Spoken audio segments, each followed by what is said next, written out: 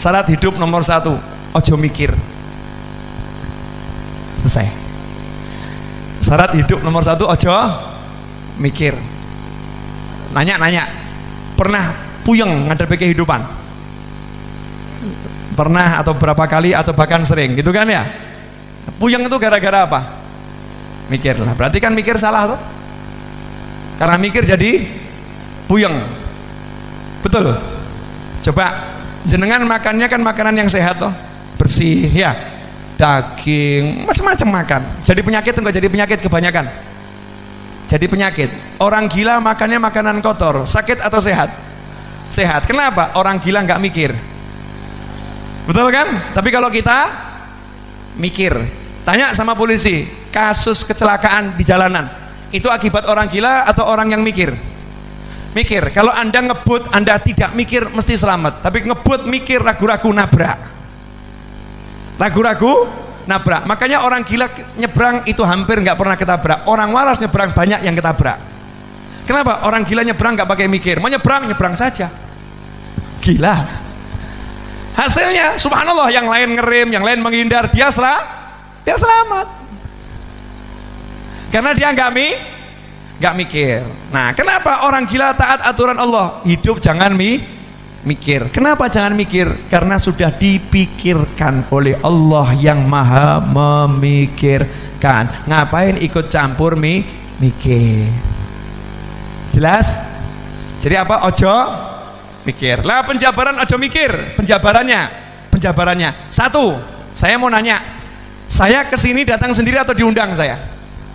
Diundang, betul. Begitu datang ditaruh di mana? Di sini atau dimasukkan kamar? Masukkan kamar, so istirahat. Betul kan ya? Disuguhin. Kenapa disuguhin? Karena saya diundang. Bapak Ibu diundang, ini di depan diundang, dikasih suguhan. Betul atau betul? Disiapkan kursi untuk duduk. Betul. Sekarang saya mau nanya, yang ngundang jenengan ke muka bumi siapa? Yang nempatkan saya di bumi ini siapa? Siapa yang nempatkan? Nah, kalau kita di sini aja dimuliakan sama yang ngundang, betul kan? Lah yang ngundang kita siapa? Nanya, yang ngundang kita siapa di muka bumi? Yang meniupkan ruh itu di muka bumi ini jadi manusia siapa? Yang datangkan kita ke muka bumi siapa? Lah kira-kira Allah jamin enggak kehidupan kita di muka bumi? Lah kenapa Anda masih mikir dan ragu? Kurang ajar kan? Wa ma min dabbatin fil ardi illa 'alallahi rizquha. Beb, nyatanya banyak yang susah gara-gara dia menyalahi aturan mikir. Enggak boleh mikir, jalan aja hidup ini, jangan dipikir. Contoh ya. Contoh sederhana. Allah udah nyiapkan semuanya. Ya, kita nggak usah mikir. Kalau kita mikir jadinya nggak bagus. Begini loh ya, misal saya datang gini, nah Bib ini ada tempat istirahatnya enggak Bib? Tempatnya royet enggak? Zen enggak tempatnya? Kira-kira gawa ada enggak? Kopi ada enggak? Teh ada enggak Bib? Kira-kira gimana? Saya nanti kalau pengen teh bisa dapat enggak? Saya ngomong gitu terus, Habibnya nyaman enggak? Enggak nyaman, dianggap saya ini orang yang benar atau enggak benar nih? Enggak benar karena meragukan yang ngundang, betul kan ya? Kalau bahasa lain, bahasa Jawa, kalimat cetok, kurang ajar kan begitu ya? Nggak tahu diri, itu baru kepada beliau. Lah kepada Allah Ta'ala, Gusti ya Allah, pripun ya Allah, ini besok mau makan apa ya Allah ya, ini gimana ya Allah, ini bayar SPP gimana ya Allah, ini nanti urusannya gimana ya Allah ya. Kan aku udah bilang, wa ma min dabbatin fil ardi illa 'alallahi rizquha. Udah aku jamin dan aku umumkan. Ngapain kamu meragukan aku? Masih ragu, ya silahkan mumet. Akhirnya Allah marah. Wis gak usah kei kopi, gak usah kei teh, kan mikir dewe. Paham enggak? Jangan mikir. Yang kedua, masalah itu tidak ada. Jadi kalau orang hidup mengeluhkan masalah terus, berarti orang itu mati, nggak hidup. Masalah itu tidak pernah ada, tidak ada masalah. Bib, nyatanya ada masalah? Nggak ada. Contoh, ada orang punya utang, masalah nggak? Masalah kalau nggak bisa bayar. Betul kan? Kalau bisa bayar jadi masalah? Enggak. Ada orang jatuh, masalah enggak? Masalah. Tapi kalau bisa bangun nggak jadi masalah. Setiap masalah kalau ada solusi namanya bukan masalah. Betul kan? Nah, hebatnya Allah tuh, Allah kasih masalah nggak pernah nggak ada solusi. Masalah selalu udah ada solusi di dalamnya. Fa inna ma'al usri yusron, inna ma'al usri yusra. Setiap masalah itu ada solusi, dan hebatnya bukan cuma itu. Masalah plus solusi plus rezeki. Jadi kalau datang masalah itu selalu ada rezeki di dalamnya. Bingung? Tuh, saya nggak asal ngomong ini. Jadi mulai nanti kalau kepleset bilang alhamdulillah rezeki mau datang. Ya. Dalilnya mana? Wa may yattaqillaha yaj'al lahu makhraja wa yarzuqhu min haitsu la yahtasib. Masalah. Wa may yattaqillaha yaj'al lahu makhraja, Allah beri solusi untuk masalahnya. Wa yarzuqhu, dan Allah memberinya rezeki dari arah yang nggak pernah bisa dia pikir. Lalu Allah aja udah ngasih tahu rezekimu tuh nggak bisa kamu pikir, kok kita gaya mikir? Kan nyalahi aturan Allah. Paham ya? Jadi ada masalah, ada solusi, ada rezeki. Satu paket. Syaratnya cuma satu. Awal tadi jangan mikir, tapi ngapain? Zikir. Wa ma khalaqtul jinna wal insa illa liya'budun.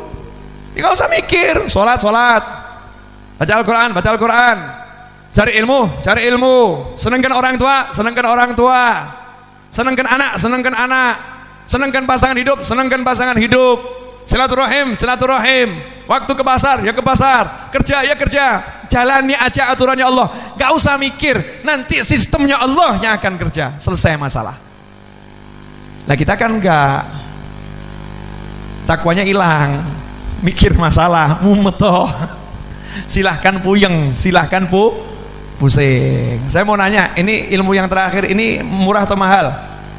Murah, nggak bayar gratis kok ya. Nggak bayar gratis. Ya, jadi nggak usah dipikir, dan masalah itu tidak ada masalah. Makanya orang-orang soleh nggak pernah merasa bermasalah. Apapun masalahnya nyantai aja dia. Kenapa? Oh, yang ngasih masalah Allah kok, kita yang menyelesaikan, kan bodoh. Yang ngasih masalah siapa? Allah. Masa kita yang mau menyelesaikan?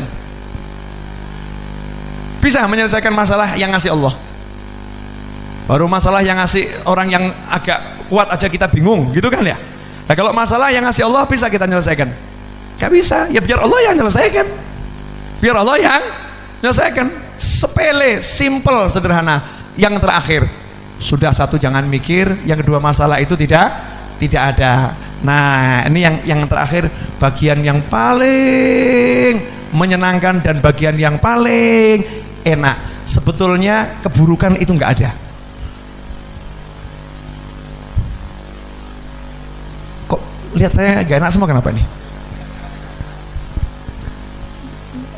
Buruk nggak enak itu nggak ada, karena Allah nggak akan memberikan kita keburukan dan ketidakenakan meskipun zahirnya buruk gitu ya. Zahirnya nggak enak. Maka dikatakan al khair wasyarr bimasyiatillah, baik dan buruk itu kehendaknya Allah. Sedangkan Allah tidak berkehendak untuk memburu-burukan hambanya. Semua baik, hambanya saja yang bermasalah. Saya kasih contoh boleh?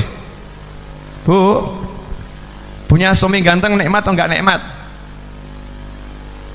Nanya, punya suami ganteng nikmat atau enggak nikmat? Jawabnya lama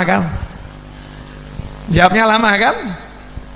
Kenapa? Dalam benak seorang istri nggak ada suami ganteng kalau masih lihat kegantengan orang lain. Betul kan?